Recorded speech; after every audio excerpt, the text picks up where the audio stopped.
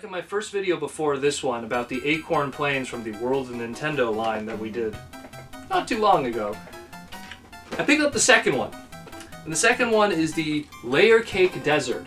So I'm going to open up this one. Now we're going to really see how the meshing together of the two go about. And this is a very interesting line by Jakks Pacific.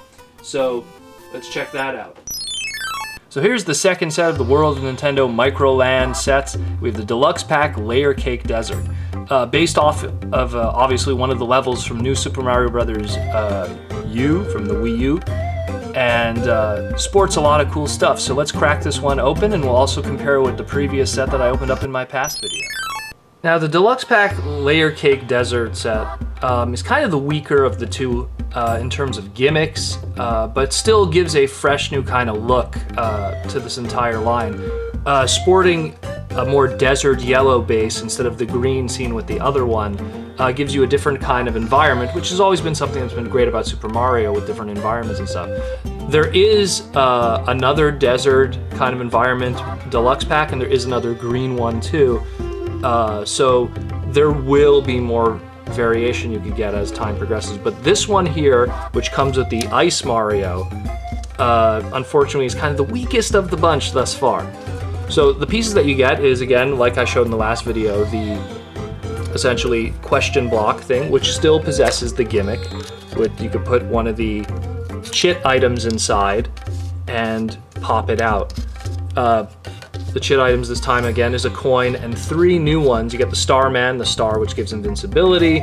You have the Ice Flower, which actually made its debut in Mario Party 5, and now is, through the years, made its way to Super Mario Bros.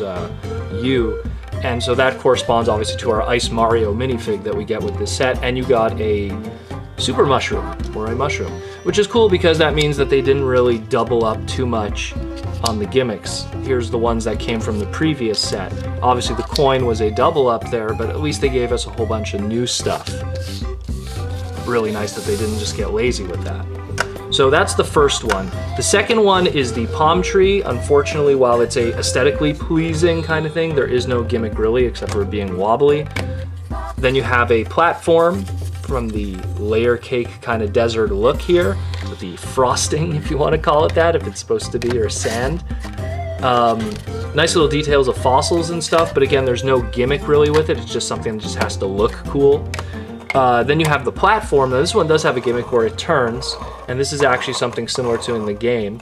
So at least there's a gimmick with that, and just like with the last set, now having a desert plain version of the end of level thing. I forgot to mention in the last video that actually on the opposite side of the flag is Bowser's Emblem, which is actually the first thing that you encounter, and then when you obviously finish the level, Mario's Emblem takes over that. And just like before, you could put your figure and it would slide it down, signifying you win, essentially, or complete the stage. Still pretty cool, but obviously the weaker of the two. But it's just nice that this even exists because this is a really cool gimmick, and I could have assembled that better. It's a really cool gimmick, and I really dig where the World Nintendo line is going with this, especially since everything is so interchangeable. Like here's the other set, so I mean it's gonna look weird obviously with the desert camo kind of gimmick, but I mean, when you really integrate stuff, you even integrate them sideways like this, it slowly leads to some crazy customizing that's going to come later down the line. And considering that there's a whole bunch of other sets and a whole bunch of other levels and smaller sets and bigger sets and everything of that manner, it's going to be really interesting what fans put together and everything. Just to show, like in the last video, size comparison. Here's a Connects Mario, which is something you could probably pick up also on shelves right now, whether it be the blind packs or the bigger stuff. And here's a dime, just to give you an idea of how small this stuff really is. And it's really cool, all things considered. 20 bucks for a deluxe pack, and it's a sliding slope from there in terms of the other sets, but really cool otherwise.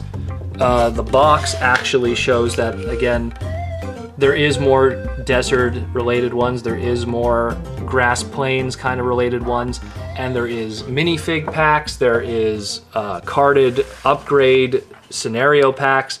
This is something that you're gonna see a lot more from me and a lot more from Nintendo. And considering that the line is actually called World of Nintendo instead of just Super Mario, that gives me a little bit of hope that we might see some of their other franchises done with this. And if that's the case, oh man, Legends of Zelda. Anyways, this is Protoman of GamersCanada.com, and this has been a video review of the World of Nintendo Microland sets. So hopefully you'll be seeing more of these, and check them out at Toys R Us. Until then guys, keep on gaming.